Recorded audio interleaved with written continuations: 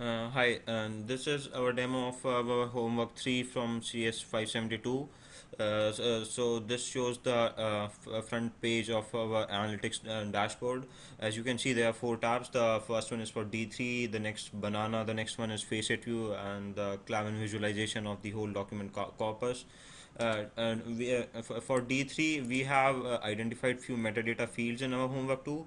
And these are the location names, the categories and subcategories, the latitude, the longitude using Clavin, the date the document belongs to, as well as the topics and subtopics.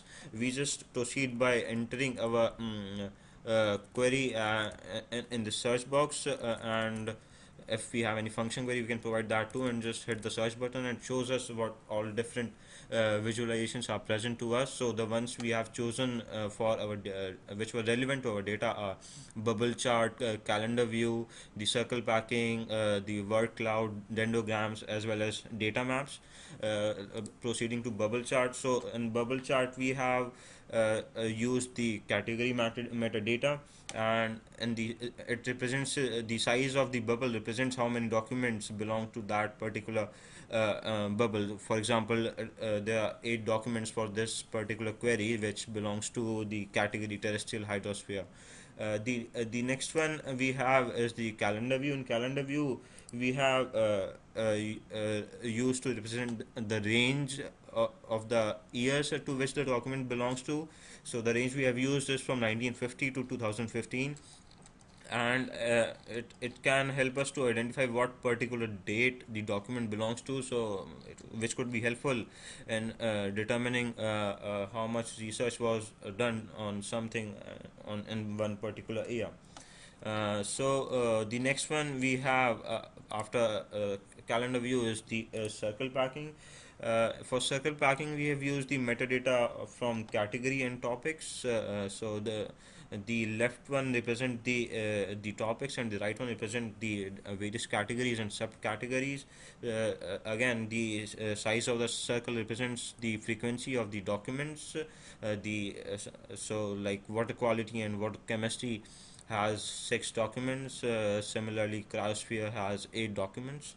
Next one we have is the data maps. Here we have used the latitude and the longitude fields from which we have tagged using Clavin, and once we can hover on these red dots, it just tells us the document identifiers, and so it just helps us to identify documents geospatially.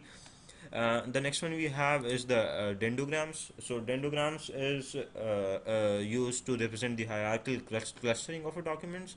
The first one is the root is the flare one, and its sub levels are the categories and topics, which are further drilled down into subcategories and subtopics.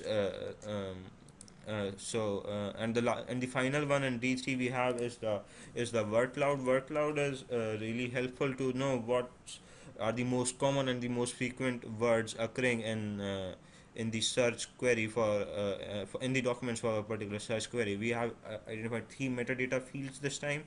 The first one is the topics, the next one is the categories, and the final one is the locations. So this is all about D3. Moving on, we have our banana dashboard. And this banana is really easy to visualize our data. We proceed by entering our query in the search box, and we have chosen few panels for our dashboard. So the first one is the page heads, which tells the number of documents received for our search query. The next one is the word cloud. It's similar to the word cloud we had in D3. Here also the size of the size of the word tells us how many documents belong to that particular location. And the next panel is the faceted search. So the facets we have identified over here is the category, location, topics, date, and the document ID. So for the category, we have the main categories listed over here and the number of documents within those categories. The next one is a donut chart which shows us the locations to which a document belongs to. So if we can see a direct correlation between the size of the Arctic part over here and the Arctic size over here in the word cloud. And the next one we have is a heat map, where we have mapped topics to locations.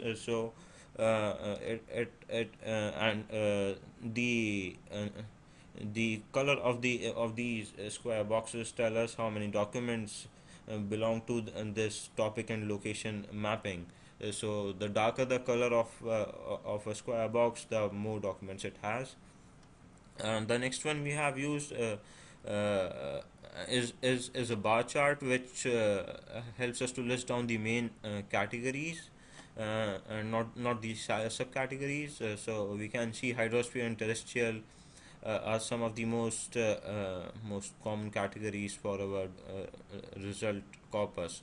The next one is the time series data, which we have represented. So here we have the date, as well as the count of the documents which belong to that particular date. And the next one we have, and the final one for banana, is a scatter plot for the latitude and longitude, and particular and all the documents which correspond to those particular latitude and longitudes. So it can be used to identify any particular trends going on. Definitely, that there is no trend line for this search query, but it definitely can help us with identifying the trends going on with the data. The next one we have is the facet view. So for facet view, like we have identified three facets, which we used to tag our document in the previous homework. The different facets are the topics, category, and the location. So once we enter any query in the search box, it lists down all the facets and the sub facets that are available to us. And what we can do is like click on any particular facet, and it just lists all those documents to us. So for the sake of simplicity, we have used document identifiers in the results, and if we can just click on any identifier, it shows us the content of that particular document.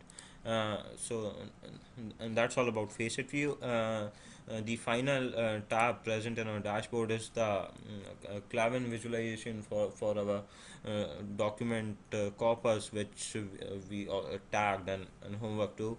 So it just gives us the same visualization like data maps. We have the different red dots which represent any particular document that corresponds to that particular latitude or longitude.